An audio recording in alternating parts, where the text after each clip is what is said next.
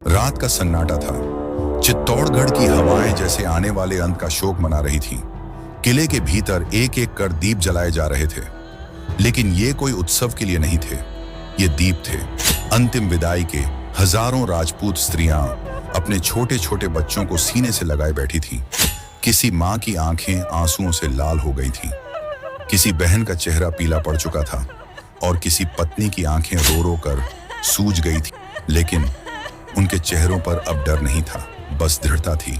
और उन सब के बीच खड़ी थी महारानी कर्णावती, जिसे अपने भाई हुमायूं का इंतजार था और मन में एक आस कि वह वक्त पर पहुंच जाए।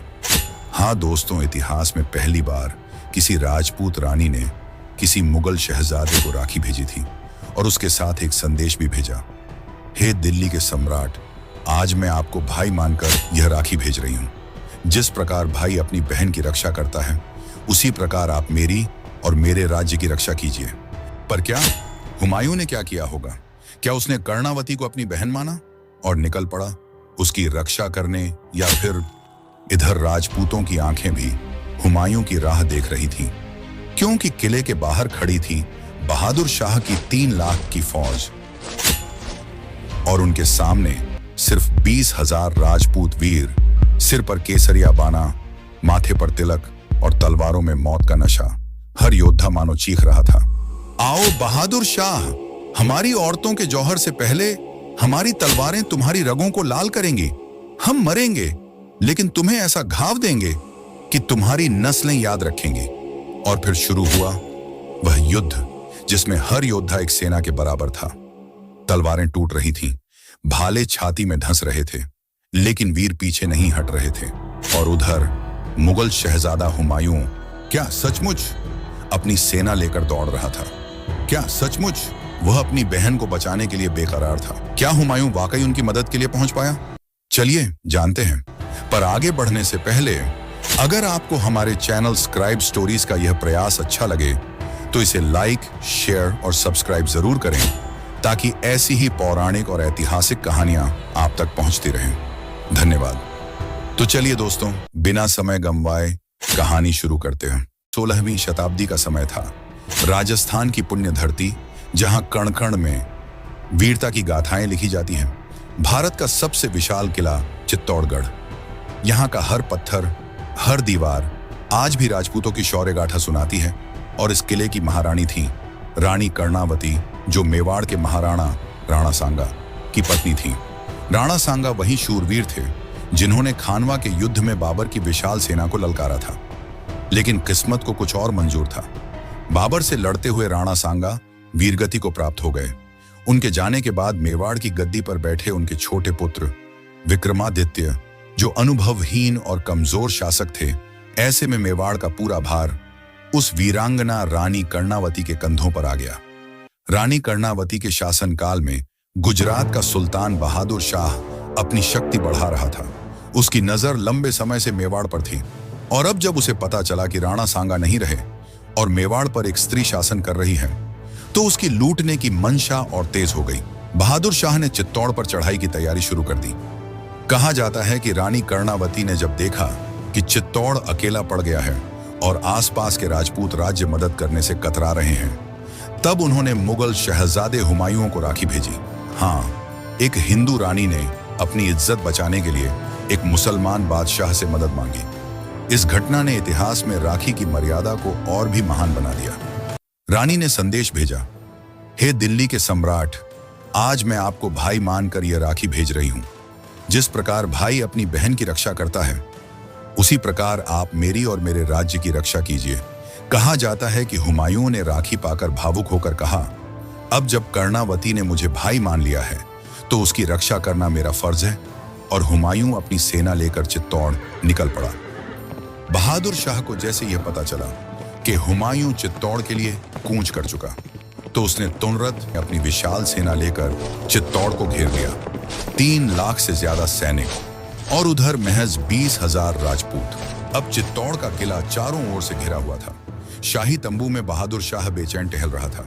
अचानक एक दूत आया, मालिक, खबर है कि हुमायूं अपनी सेना लेकर अजमेर पहुंच गया है। बहादुर शाह के चेहरे का रंग उड़ गया। उसने अपने सेनापतियों से कहा, अगर हुमायूं पहुंच गया तो जीत हमारे हाथ से निकल जाएगी। अब और इंतजार नहीं, आज ही चित्तौड़ को रौंद डालो। जब तक हुमायूं पहुंचेगा यह किला राख हो चुका होगा। और बहादुर शाह ने उसी रात हमला कर दिया। तोपों की धनधनाहट से किला दहलने लगा और उधर हुमायूं अपनी सेना के साथ पहाड़ी भरे रास्तों से चित्तौड़ की ओर बढ़ रहा था। सैनिक थके थे, लेकिन तभी एक दूत हाँफते हुए हुमायूं के पास पहुंचा और बोला, जहां अपना आपके डर से उस बुजदिल बहादुर शाह ने रातों रात किले पर धावा बोल दिया।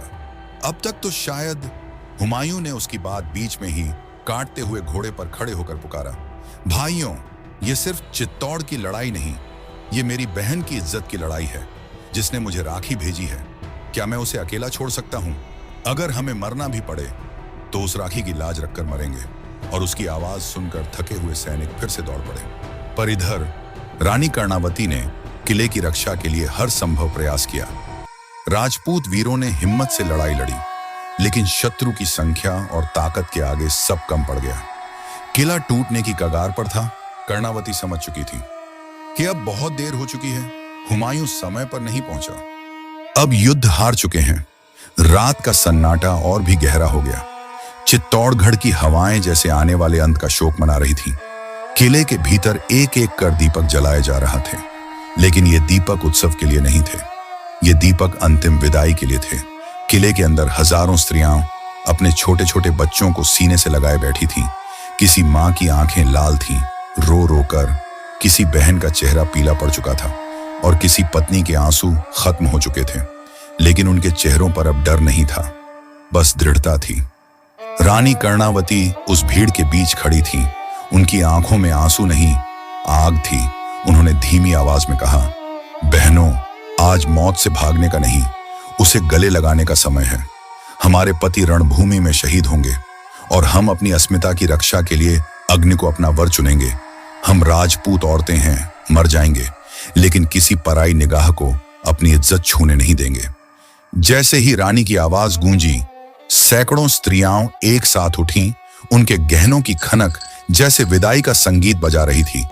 किसी ने अपने बच्चे को माथे से चूमा, किसी ने अपनी सास का हाथ पकड़ा और किसी ने आखिरी बार किले की दीवारों को छूकर प्रणाम किया। फिर वह क्षण आया। एक विशाल अग्निकुंड धधक रहा था।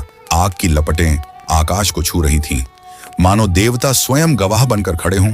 सबसे पहले आगे बढ़ी रानी कर्णावती। उन्होंने अपने हाथ जोड़े, आकाश की ओर देखा और बोली, हे देवताओं, हमारी इस आहुति को स्वीकार करो।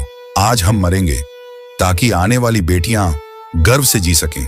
इतना कहकर उन्होंने अग्नि में छलांग लगा दी और देखते ही देखते हजारों स्त्रियां अपनी गोद में बच्चों को लिए उन लपटों में समा गईं। चारों ओर चीखें नहीं, बल्कि एक अद्भुत शांति थी, जैसे मौत भी उनके साहस को सलाम कर रही हो, जैसे अग्नि भी रो रही हो उन्हें अपनी गोद में समेटते हुए। चित्तौड़ की धरती उस रात राख से ढक गई, लेकिन इतिहास अपने पन्नों पर लिख चुका था। चित्तौड़ का दूसरा जौहर, जब हजारों स्त्रियों ने अपनी अस्मिता की रक्षा के लिए आग को गले लगाया।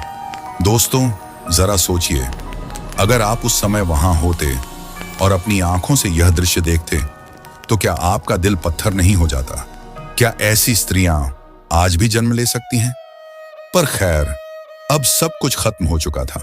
जौहर की अग्नि ने चित्तौड़ की औरतों को तो अमर कर दिया, पर उसी आग ने राजपूत योद्धाओं की आंखों और दिलों को पत्थर बना दिया। उनके लिए अब जीना बेकार था। अब बचा था तो सिर्फ मारना और मरना, लेकिन इस तरह मरना कि दुश्मनों की रूह कांप उठे। किले के विशाल द्वार खुले और बाहर खड़ी लाखों की फौज। दुश्मन सेना ने देखा, सामने से आ रहे थे चित्तौड़ के वीर, सिर पर केसरिया पगड़ी, माथे पर तिलक, आंखों में मौत का नशा और हाथों में तलवारें जो सूरज की तरह चमक रही थीं।